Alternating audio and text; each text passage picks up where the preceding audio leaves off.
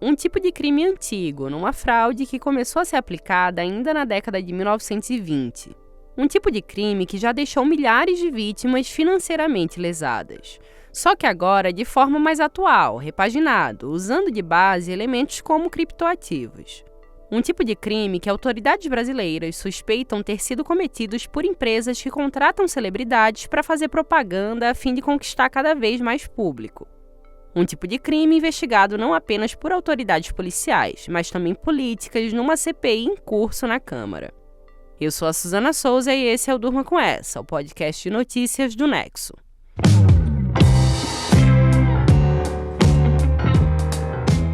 Olá, eu sou o Conrado Corsaletti e estou aqui com a Suzana para apresentar esse podcast que vai ao ar de segunda a sexta, todo começo de noite, sempre com notícias instigantes que podem continuar a ecoar por aí. Quinta-feira, 31 de agosto de 2023. Dia em que o ex-jogador de futebol Ronaldinho Gaúcho compareceu à CPI das pirâmides financeiras na Câmara após várias tentativas frustradas dos deputados de ouvi-lo. A presença dele só foi possível após a Comissão Parlamentar de Inquérito afirmar que, se o atleta faltasse novamente, seria conduzido de forma coercitiva, ou seja, seria levado à força para o Congresso. Ronaldinho foi questionado sobre suspeitas de um esquema de pirâmide envolvendo a empresa 18K Ronaldinho, da qual ele diz ser apenas garoto propaganda. O negócio prometia investimentos com retorno de até 400% ao ano e foi apontado como uma pirâmide financeira pelo Ministério Público Federal. O ex-astro da Seleção Brasileira de Futebol nega que tenha feito parte da sociedade, apesar do nome da empresa ser o mesmo que o seu. Ele acusou os sócios Rafael Horácio Nunes de Oliveira e Marcelo Lara Marcelino de usarem indevidamente o seu nome e evitou responder à maioria dos questionamentos do presidente da CPI, o deputado Auro Ribeiro, do Solidariedade do Rio de Janeiro, e também dos demais parlamentares presentes na audiência. O senhor tem alguma participação em alguma empresa com o senhor Marcelo Lara e Rafael? Não. O senhor acha que a acusação que o senhor responde no Ministério Público Federal com a Justiça sobre a 18K Ronaldinho é sem fundamento? Ficar em silêncio. Você escutou aí um trecho do depoimento do Ronaldinho e, como deu para ouvir, ele economizou nas palavras.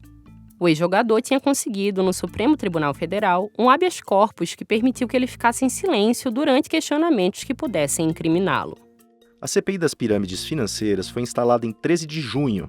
O objetivo da comissão é investigar indícios de operações fraudulentas na gestão de serviços financeiros, em negócios que prometem gerar patrimônio a partir do investimento em criptoativos, por exemplo. As empresas que oferecem esses serviços são acusadas de utilizar de divulgação de informações falsas e da promessa de rentabilidade alta ou garantida para atrair novos membros, sustentando assim um esquema de pirâmide financeira. Pirâmide financeira é o nome que se dá a todo modelo comercial em que o retorno de um investidor depende da adesão de novos membros ao negócio, e não necessariamente da venda do produto ou serviço provido pela empresa. Ou seja, o negócio funciona à medida em que uma base de participantes sustenta os ganhos da camada de cima, numa estrutura de formato piramidal, que no fim é insustentável.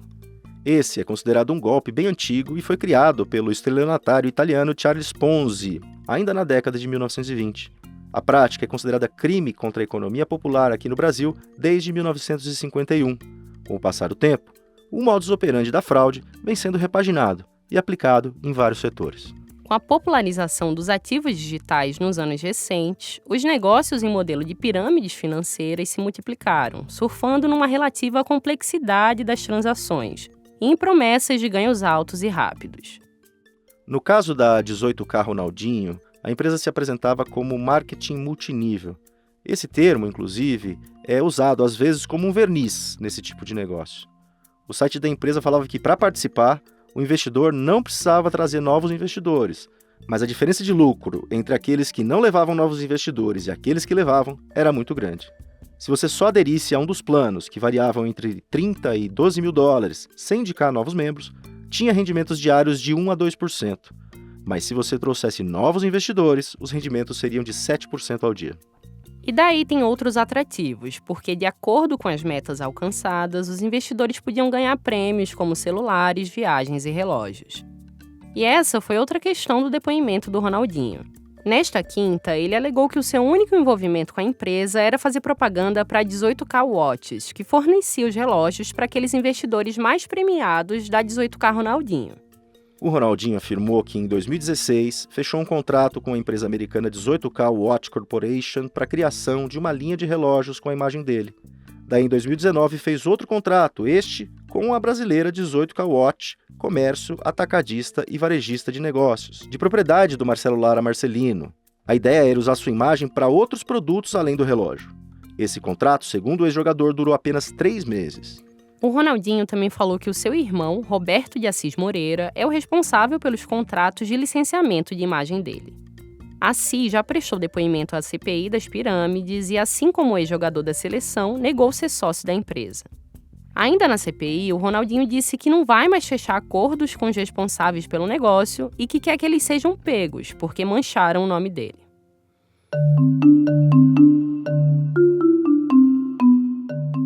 Ronaldinho Gaúcho não é a única celebridade envolvida nas investigações da CPI das pirâmides financeiras. Nomes como o da humorista Tata Werneck, do ator Cauã Raymond e do jornalista Marcelo Taz estão no meio das investigações. Os 3 apareceram em propagandas da Atlas Quantum entre 2018 e 2019.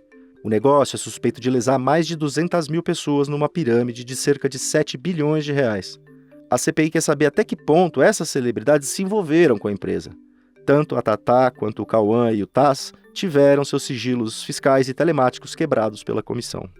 Eles até foram convocados para prestar depoimento aos parlamentares, mas conseguiram habeas corpus dado pelo ministro do Supremo André Mendonça para que não participassem dos questionamentos da CPI. A Tata Werneck divulgou uma nota em que disse que jamais poderia imaginar que a Atlas Quantum se envolveria em fraudes. O Cauã Raymond não tinha falado sobre o tema até esta quinta, e o jornalista Marcelo Taz afirmou que não tem nada a esconder.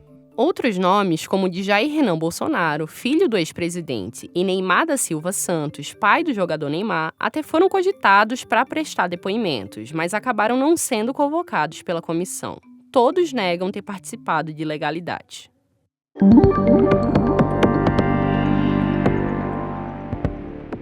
Além das investigações envolvendo criptoativos, a CPI das pirâmides financeiras também está investigando a 123 Milhas. A empresa está em crise e acaba de ter uma recuperação judicial autorizada pela Justiça. A 123 Milhas ficou conhecida por oferecer passagens e hospedagens a preços promocionais, a partir de pacotes flexíveis, nos quais o cliente comprava uma viagem sem a data exata definida. As passagens eram emitidas dias antes da viagem e, em contrapartida, o cliente conseguia pagar preços bem mais baixos do que os normalmente praticados no mercado. Mas, como a gente viu na recuperação judicial, o modelo não se segurava. O relator da CPI, deputado Ricardo Silva, do PSD de São Paulo, afirmou que existem indícios que apontam para um esquema de pirâmide nesse negócio. Os sócios da 123 Milhas, Ramiro Júlio Soares Madureira e Augusto Júlio Soares Madureira, foram convocados para prestar depoimento na quarta-feira, mas faltaram. Em ofício, eles alegaram que tinham uma agenda com o ministro do Turismo, Celso Sabino, no mesmo horário. Daí, não poderiam comparecer. A ministra Carmen Lúcia, do Supremo, decidiu que eles deveriam sim comparecer, mas tinham o direito de ficar em silêncio. Por causa disso, nesta quinta, a CPI expediu um novo pedido para que eles sejam ouvidos na quarta-feira da semana que vem. E bom, só para lembrar, uma CPI não tem a função de processar, julgar ou condenar ninguém. A comissão serve para reunir provas através da colheita de depoimentos e informações e apresentá-las ao Ministério Público, que é quem acusa formalmente. Comissões assim também podem fazer sugestões de mudanças legislativas. Segundo o jornal Estado de São Paulo, a CPI articula, por exemplo, um projeto de lei para proibir influenciadores digitais de participar de propagandas de empresas de investimentos de criptomoedas que não estejam registradas junto à CVM, a Comissão de Valores Mobiliários. A CPI das pirâmides financeiras tem previsão regimental para funcionar até o dia 28 de setembro. Além da CPI das pirâmides financeiras, também estão em andamento no Congresso CPIs como a do MST, das apostas esportivas e das lojas americanas. Além de CPIs mistas com senadores e deputados, como a que investiga os atos golpistas de 8 de janeiro. Na quarta-feira, o presidente da Câmara, Arthur Lira, disse em reunião com parlamentares, segundo o site Congresso em Foco, que não vai prorrogar nenhuma das comissões que são exclusivas da Câmara. As CPIs têm prazo inicial de 120 dias, podendo ser prorrogadas por mais 60 dias. E se muitas comissões já têm data para acabar, outras estão sendo preparadas. o deputado Duarte Júnior, do PSB do Maranhão, enviou à mesa diretora da Câmara um pedido de abertura de uma comissão para investigar exclusivamente a 123 Milhas. E dá-lhe CPI.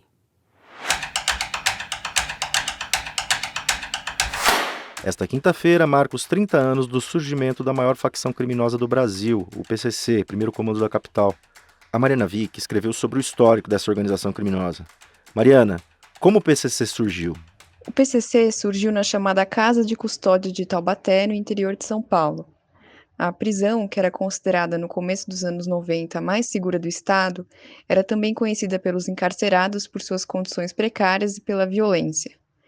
8 presos da capital paulista foram transferidos para lá em 93 e se uniram num pacto de proteção mútua contra a retaliação dos outros. Eram comuns por ali as partidas de futebol. Num jogo na quadra do Piranhão, que era um anexo da Casa de Custódia, os transferidos de São Paulo batizaram seu time como Comando da Capital, contra o chamado Comando Caipira, que já estava ali. O nome deixou de ser só do clube no dia 31 de agosto de 93, quando, num campeonato, os 8 jogadores mataram 2 presos rivais e assumiram o controle da detenção. A partir daí, a facção adotou um discurso de unidade. As prisões viviam na época os impactos do massacre do Carandiru, um episódio em que, menos de um ano antes, policiais militares tinham matado 111 presos em São Paulo. Para o PCC, era preciso combater a opressão dentro do sistema prisional e vingar as mortes da Casa de Detenção paulistana. O grupo criou um estatuto e passou a ser liderado por nomes como Sombra, Geleião e Cezinha. Nos primeiros anos de existência, ele fez atentados contra instituições do Estado e coordenou rebeliões em presídios de São Paulo. E Mariana, como o PCC se consolidou no país? O PCC ganhou projeção nacional em 2006 com os chamados Crimes de Maio. A facção articulou rebeliões em 74 penitenciárias de São Paulo e atacou delegacias, cadeias e prédios públicos, matando 59 agentes de segurança entre os dias 12 e 20 de maio daquele ano. Foi a primeira vez que o grupo deixou as prisões e foi para as ruas. Os ataques foram em represália à transferência de mais de 700 presos de São Paulo para uma unidade de segurança máxima no interior do estado, na véspera do Dia das Mães. Outro motivo foi a denúncia de envolvimento de agentes de segurança no sequestro do enteado de um dos líderes da facção, o Marcola, no ano anterior. O Marcola, que era um antigo assaltante de banco, estava no PCC desde 99. Ele impôs uma nova dimensão para os negócios da facção naquela época. Ele não só impulsionou atividades como o tráfico de drogas e roubo a bancos para financiar as atividades do grupo, como passou a incentivar a violência para conquistar mercados e eliminar concorrentes. Os crimes de maio tiveram uma resposta extremamente violenta dos agentes de segurança e de grupos de extermínio, que mataram mais de 500 civis em 8 dias. Mas as autoridades não conseguiram neutralizar o PCC. Com os anos, a facção se expandiu para outros estados e para fora do Brasil, controlando as rotas do tráfico de lugares como Bolívia e Paraguai. Hoje, o PCC tem milhares de integrantes que têm autonomia. Com a ascensão de Marcola, o poder deixou de se concentrar em algumas lideranças e por isso é tão difícil para os policiais desarticularem o PCC.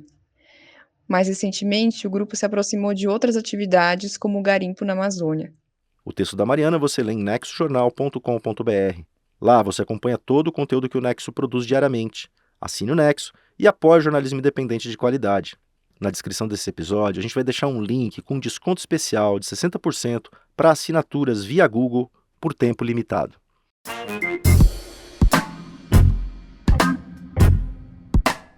O fim de semana já está no horizonte, então é dia de Gama Revista no Durma Com Essa. A seção traz dicas culturais que vem da newsletter Achamos que Vale. A gente deixa um link na descrição do episódio se você quiser assinar. Olá, aqui é Isabelle Moreira Lima, editora da Gama Revista. Eu começo as nossas dicas culturais de hoje com uma indicação para ouvir. É o funk de Alexandre. Se você está ouvindo o podcast da Trovão Mídia e da revista Piauí sobre o presidente do TSE, é bem provável que a trilha sonora do programa não saia da sua cabeça. Após inúmeros pedidos da audiência, o funk trevoso, que embala a voz da jornalista Thaís Bilenque, está disponível nas plataformas de streaming de áudio. Ao todo, são 8 músicas compostas pelo Arthur Decloete, que fazem com que você se sinta nos corredores de Brasília. Para assistir, tem 2 dicas. A primeira delas é uma série que traz um gênero que está bombando por aí, que é o Nordestern, Cangaço Novo. É baseada na vida do precursor do movimento Fora da Lei do Nordeste, o Valdetário Carneiro. A nova série da Amazon Prime tem dado o que falar, com cenas de ação de deixar a gente sentado assim na ponta da cadeira, e um elenco com nomes como Alan Souza Lima, Hermila Guedes, Ricardo Blar e Marcélia Cartacho. Cangaço Novo conta a história de um bancário sem memória da infância em busca de dinheiro para cuidar do pai adotivo. Para assistir também tem um filme emocionante e premiado, As 8 Montanhas. 2 jovens que vivem a infância em meio aos picos e vales de uma vila isolada. Neste filme vencedor do Prêmio do Júri no Festival de Cannes do ano passado, o foco é a amizade entre os personagens que se reencontram anos depois em situações opostas. É dirigido pela dupla de cineastas por trás de Alabama Monroe. O longa, que estreia agora nos cinemas, é um conto terno sobre amadurecimento e laços humanos. Então não perca As 8 Montanhas. Outra dica para ouvir é o caso das 10.000 sobre o aborto no Brasil. Entre 1989 e 2007, uma clínica de Campo Grande, em Mato Grosso do Sul, era procurada por milhares de mulheres que desejavam interromper a gravidez. Chamar o lugar de clandestino soava meio incoerente, já que vigorava uma espécie de pacto silencioso na cidade, que contava com a cumplicidade inclusive da polícia. Até que uma reportagem da TV Globo denunciou o local e desencadeou na maior operação anti-aborto já feita no Brasil. A história tá no podcast Caso das 10.000, da Folha de São Paulo. E para terminar, o depoimento do filho da mãe Bernadette. Uma saga de ódio tenta calar as lutas históricas das minorias no Brasil. A mãe Bernadette, que foi brutalmente assassinada com 22 tiros na sua casa, no Quilombo Pitanga de Palmares, na Bahia, era símbolo de liderança pelos direitos humanos na luta quilombola. Em depoimento emocionado para a revista Piauí, Jurandir, que é filho da mãe Bernadette, relata os acontecimentos daquela noite e os seus medos. Ele fala assim: minha mãe partiu fisicamente, mas deixou um legado muito grande.